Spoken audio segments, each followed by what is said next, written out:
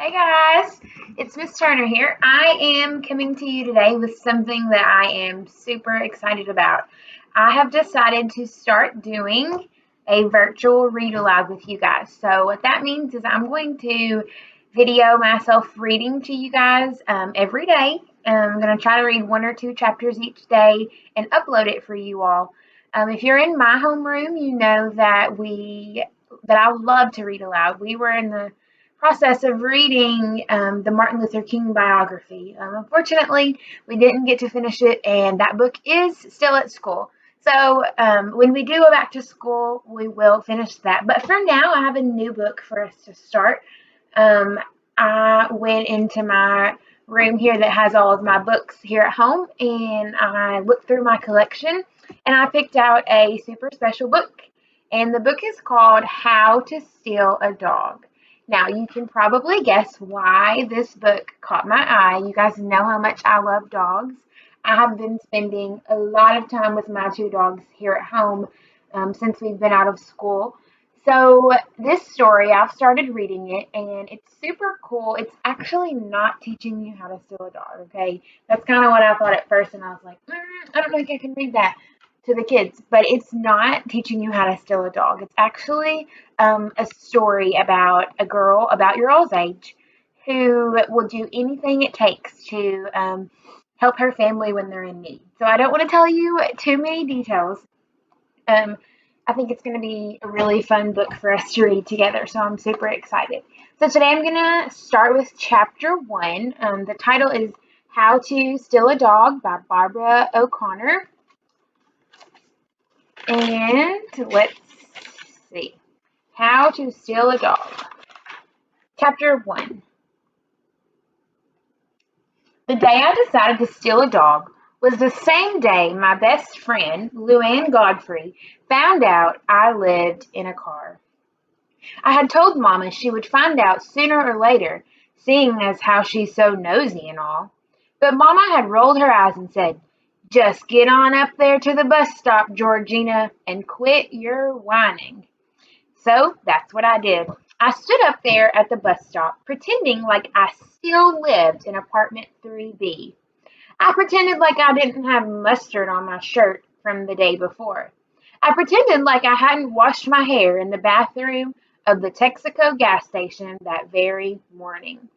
And I pretended like my daddy hadn't just waltzed off and left us with nothing but 3 rolls of quarters and a mayonnaise jar full of wadded up dollar bills. I guess I'm pretty good at pretending. My brother Toby, however, is not so good at pretending. When Mama told him to get up on the bus and stop and quit his whining, he cried and carried on like the baby that he is. "What's wrong with Toby?" Luann asked me when we were standing at the bus stop.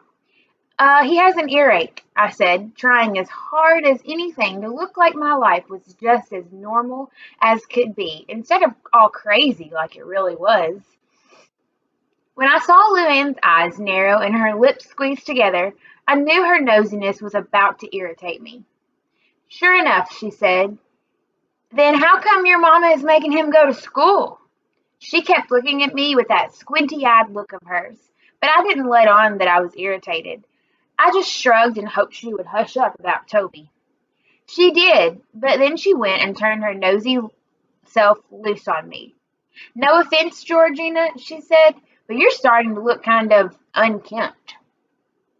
Unkempt? That was her mama talking if I'd ever heard it. Luann wouldn't have never said that word unkempt if she hadn't heard her mama say it first. And what was I supposed to say to that anyways? What was I supposed to say? Could I have said, "Well, for your information, Luann Godfrey, it's kind of hard to keep your clothes looking nice when you've been sleeping in the back seat of a Chevrolet for a week"? Or maybe I was supposed to say, "I know it, Luann, but my hairbrush got tossed out in that pile of stuff Mr. Dieter left on the sidewalk when he kicked us out of our apartment." And then Luann would say, "Well, why'd Mr. Dieter do that?" And I would say, "'Cause 3 rolls of quarters and a mayonnaise jar full of wadded up dollar bills doesn't pay the rent, Luann." But I didn't say anything. I acted like I hadn't heard that word unkempt. I just climbed on the bus and sat in the sixth seat on the left side with Luann, like I always did. I knew Luann wouldn't give up, though. I knew she'd keep on till she found out the truth. What if she wants to come over? I said to Mama. Or what if she looks in the window or something and finds out we don't live there anymore? But Mama just flapped her hand at me and closed her eyes to let me know how tired she was from working two jobs. So every day I imagined Luann peeking in the kitchen window of apartment 3B. When she did, of course, she wouldn't see Toby and me and Mama and Daddy eating our dinner and being happy. She'd see some other family, some happy family that wasn't all broken up like mine was. And then one day when we got off the school bus, Luann went and did the noisiest thing I could imagine. She followed me. I was trying to catch up with Toby because he had grabbed the car key and run on ahead of me. So I didn't even notice her sneaking along behind me. She followed me all the way past apartment 3B, across the street, and clear around on the back of Eckerd Drugstore, where our car was parked with the laundry hanging out the windows and Toby sitting on a milk crate waiting for me. If there ever was a time when I wished the earth would open up and swallow me whole, it was when I turned around and saw Luann looking at me and Toby in that car and all. I could see her thoughts just as plain as day right there on her face. I wanted to wave my hand and make that dented up car disappear off the face of the earth. But more than anything, I just wanted my daddy to come on home and change everything back to the way it was before. I set a smile on my face and said, "It's just temporary," like Mama had said to me about 100 times. Luann turned red and said, "Oh, when Mama gets paid, we're moving into our new apartment," I said. "Oh." And then we both just stood there, looking at our feet. I could feel the distance between us grow and grow until it seemed like Luann Godfrey, who had been my friend forever, was standing clear on the other side of the universe from me. Finally, she said, I better go." But she didn't. She just stood there, and I squeezed my eyes shut and told myself not to look pitiful. And for heaven's sake, don't cry. And then, of course, Toby had to go and make everything worse by saying, "Mama left a note that she's working late, so we're supposed to eat that macaroni that's in the cooler." Luann arched her eyebrows up and then said, "I haven't seen your daddy in a long time." That did it. I couldn't stop the tears from spilling out of my squeezed up eyes. I sat down right there in the drugstore parking lot and told Luann everything. I felt her arm around me and I heard her saying something, but I was too lost in my misery to do anything but cry. When I was all cried out, I stood up and brushed the dirt off the seat of my pants, pushed the hair out of my eyes, and said, "Promise you won't tell?" Luann nodded. "I promise. I mean, not even your mama." Luann's eyes flickered for just a second, but then she said, "Okay." I crooked my pinky finger in the air and waited for her to give me the pinky promise, but she hesitated. I stomped my foot and jabbed my pinky at her. Finally, she gave me her pinky and put it around mine, and we shook. "I better go," she said. I watched her hurry across the parking lot, then glanced back at me before disappearing around the corner of the drugstore. "I hate that macaroni," Toby said from his seat on the milk crate. It was just like him to not even give me one little minute to wallow in my misery. I stomped around to the back of the car and kicked the cooler, sending it toppling over on its side. Ice and water and plastic containers spilled out onto the parking lot. "Me too," I said. Then I climbed in the back seat of the car and waited for Mama to come back. It was way past dark when I heard Mama's shoes clicking, click, clack on the asphalt as she made her way toward the car. I sat up and looked out the window. Even in the dim glow of the streetlights, I could see her tired, sad look. Part of me wanted to stay put and just go on back to sleep and leave her be. But another part of me wanted to get out and have my say. so that's what I did. Mama jumped when I opened the car door. "What in the world are you doing awake, Georgina?" she said. "I hate this," I said. "I don't want to do this anymore." I pushed the car door shut softly so Toby wouldn't wake up. Then I turned back to Mama and said, "You've got to do something. You've got to find us a place to live. A real place, not a car." Mama reached out like she was going to touch me, so I jerked away. She dropped her hand to her side like it was heavy as cement. Then she let out a whoosh of breath that blew her hair up off her forehead. "I'm trying," she said. "How are you trying?" She tossed her purse through the car window into the front seat.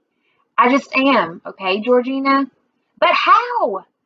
"I'm working 2 jobs. What else do you want me to do?" "Find us a place to live." I stomped away from her and then whirled back around. "This is all your fault." She stormed over and grabbed me by the shoulders. "It takes money to get a place." She gave me a little shake when she said the word money. "I'm trying to save up, okay?" she said. She let go of me and leaned against the car. "How much money do we need?" I said. She looked up at the sky like the answer was written up there in the stars. Then she shook her head real slow and said, "I don't know, Georgina. A lot, okay?" "Like how much?" "More than we got." We both just stood there in the dark and listened to the crickets from the vacant lot next door. Mama draped her arm around my shoulder, and I laid my head against her and wanted to be a baby again. A baby that just cries and then gets taken care of, and that's all there is to a day. Finally, I asked her the same question I'd asked her about a million times already. "Why did Daddy leave?" I felt her whole body go limp. "I just wish I knew." She brushed her hair out of my eyes. "Just got tired of it all, I reckon," she said. "Tired of what?" The silence between us felt big and dark, like a wall. Then I asked her the question that had been burning a hole in my heart. "Tired of me?" Mama took my chin in her hand and looked at me hard. "This is not your fault, okay?" She peered inside the car at Toby, all curled up in a ball in the back seat. "We got to go," she said. "Where?" "I don't know, just somewhere else." The car door creaked when she opened it, sending an echo into the still night air. "We've been here 2 nights now," she said. "The cops are liable to run us off if we don't leave." She shot me a look when she saw the overturned cooler, so I helped her gather things up before I climbed back in the car. As we drove out of the parking lot, I slouched down and stared glumly out the window. The empty shops we passed made Darby, North Carolina seem like a ghost town, all locked up and dark. Mama pulled the car into the alley beside Bill's Auto Parts. When she shut the engine off, we got swallowed up in quiet. I draped a beach towel over the clothesline that Mama had strung along the middle of the car to make me a bedroom. I could picture Luann snuggled in her pink and white quilt with her stuffed animals lined up along the wall beside her and her gymnastics ribbons taped on her headboard, and I sure felt sorry for myself. Then I curled up on the seat, turning every which way, trying to get comfortable. Finally, I settled on my back with my feet propped up against the car door and stared out the starry sky. And then I saw it. A sign tacked up there on the telephone pole, right outside the car window. A faded old sign that said, "Reward, $500." And under that was a picture of a bug-eyed little dog with its tongue hanging out. And then under it said, "Have you seen me? My name is Misty." $500? Who in the world would pay $500 for that little old dog? "Mama," I whispered through my beach towel wall. Mama rustled some in the front seat. "Would $500 be enough money to get us a place to live?" I said. Mama sighed. "I suppose so, Georgina. Now go on to sleep. You got school tomorrow."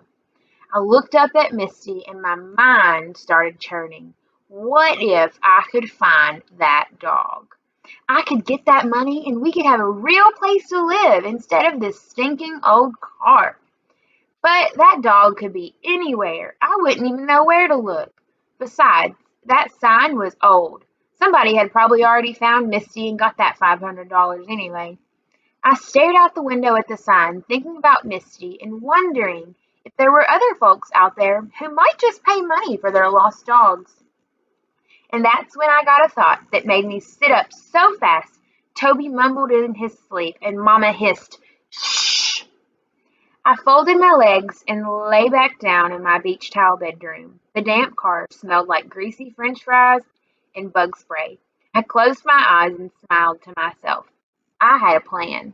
I was going to steal me a dog. So that completes chapter 1. So you can tell that the story is narrated by Georgina, the main character. So she is trying to come up with a plan to help her mom get a place for them to live. So her plan is that she's going to steal a dog. So tomorrow in chapter 2, we'll see how she continues further on with that plan. I'm so glad that you guys were able to watch today. I really enjoyed reading, even though you guys aren't in front of me. I can pretend, and it still feels like you guys are with me when I'm reading. So comment and let me know that you watched this on Google Classroom, and I will see you guys in the video tomorrow. Bye.